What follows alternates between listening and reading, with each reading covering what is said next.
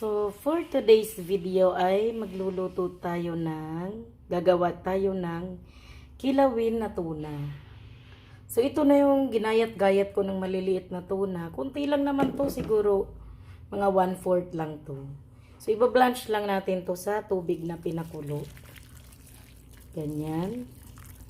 So, blanch lang, hindi natin masyadong papatagalin.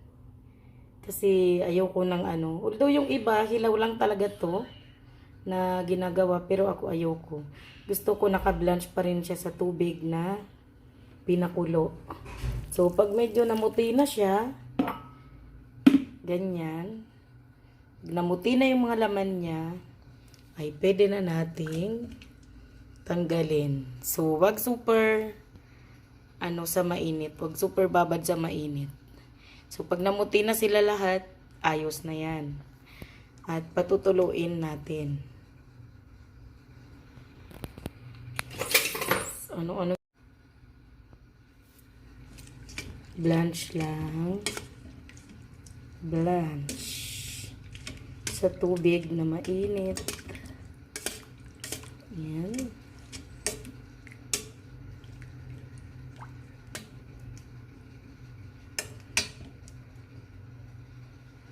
Tapos, ayos na yan siya. Ganyan. Kaya nilagay ko sa may strainer para diretso na. See?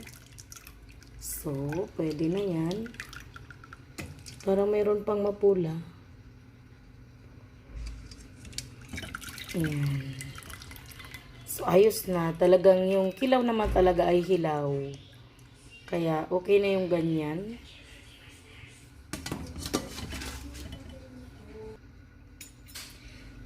Ayan na. Ayan na yung na-blanch natin na tuna at titimplahan na natin siya.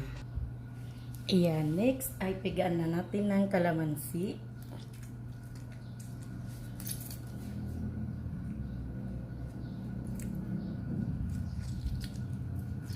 Depende na sa iyo kung gaano karaming kalamansi ang ilalagay mo. Pagka masubrahan naman ay baka hindi na makain sa sobrang asim. Ayan, ako ba ilan na ba nilagay ko?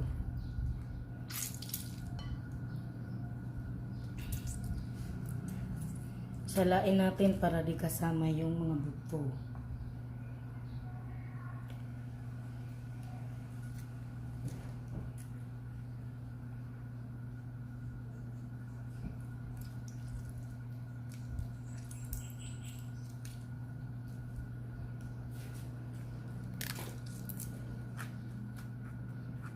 Ayan, I think okay na yan.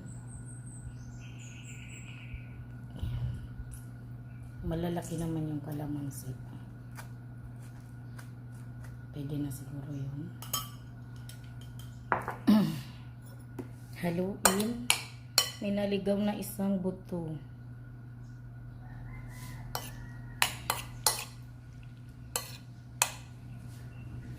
Pagkatapos ay lagyan natin ng sibuyas, luya, at saka sili. Kunting sili lang kasi baka yung gumawa ay di makakain.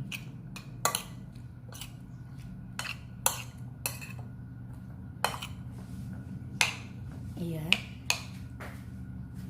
Lagyan natin siya ng kunting sugar. Kunting sugar. Kunti lang. Kahit anong kulay na sugar ay pwede. Then, lagyan din natin siya ng salt. Kunti lang din na salt.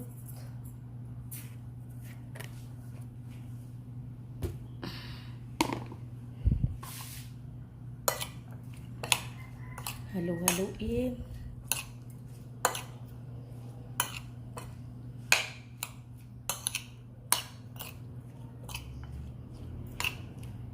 Pwedeng pasuyo ng paminta. Nalaglag yung sili sa paghahalo. Dahil lagay na natin yung mga pipino.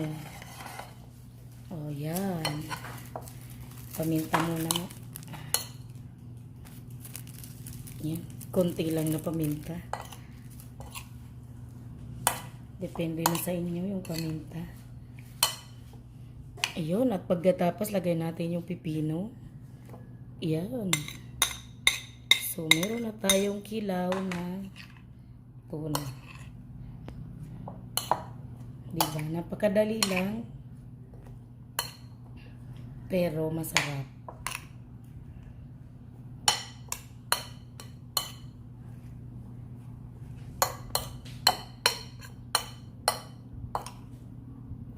Mamaya ang magtutubig na lang sa kanya yung pipino.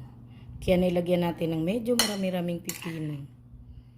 Kasi na-blanch naman na natin yung tuna sa mainit. Ayan. So, tapos na po. Yun lang. Kung paano magkilaw ng tuna. Bye!